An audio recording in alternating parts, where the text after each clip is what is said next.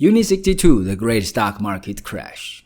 The stock market can be a wonderful place to make money. If you buy stock in a company at $12 a share and later sell it for $24, your investment has doubled. It is tempting to believe that stock prices will always increase, but they can also decrease.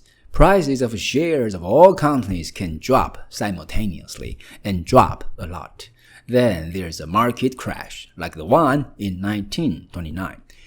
During the last week of October in 1929, people began to lose confidence in the market and to sell stock shares in great numbers. On October 29th, the worst day, over 16 million shares of a stock were traded, by far the highest number ever sold in one day.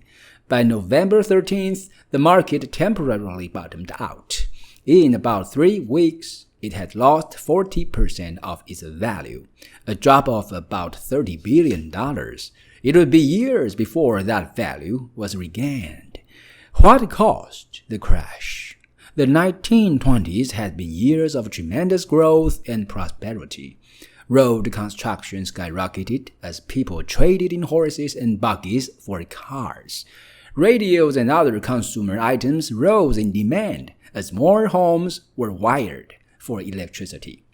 Feeling prosperous, many people looked to the stock market as a way to make money. Many stocks were bought on margin, put down as little as 10% and buy the rest on credit. Since everyone else was doing the same thing, the value of the market continued to rise. It seemed as if you couldn't lose. When stock prices began to plummet, the brokers stopped giving credit and demanded to be paid the money they were owed. In a panic, people began selling everything they had. The long spiral down into the Great Depression had begun.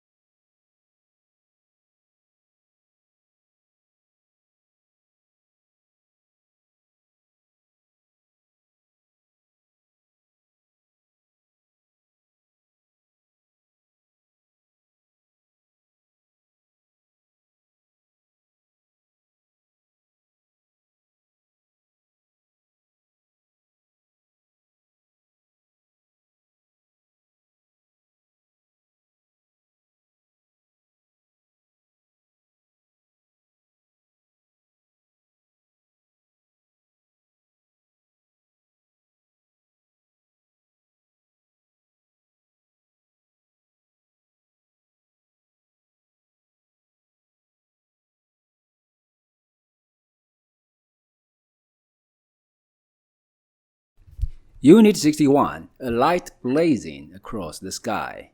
When you look up at the night sky, what do you see? There are other heavenly bodies out there besides the moon and stars. One of the most fascinating of these is a comet. Comets were formed around the same time the Earth was formed, usually about 5 to 10 miles across. They are made up of ice and other frozen liquids and gases.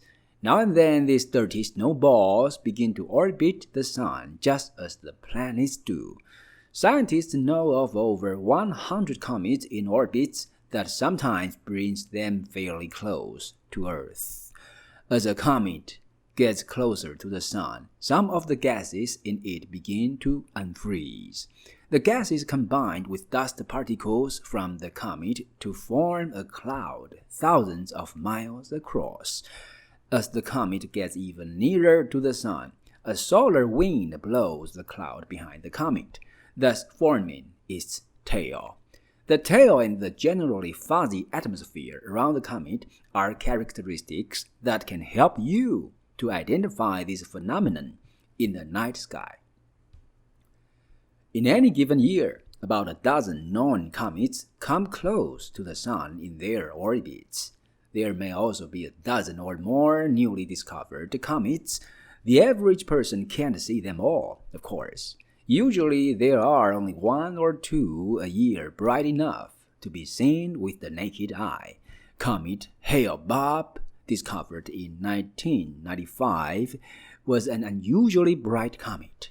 Its orbit brought it relatively close to Earth, within 122 million miles of it. But Hale-Bopp came a long way on its earthly visit. It won't be back in this vicinity for another 4,000 years or so. Unit 63, the world's greatest athlete. Many people are good in one athletic event.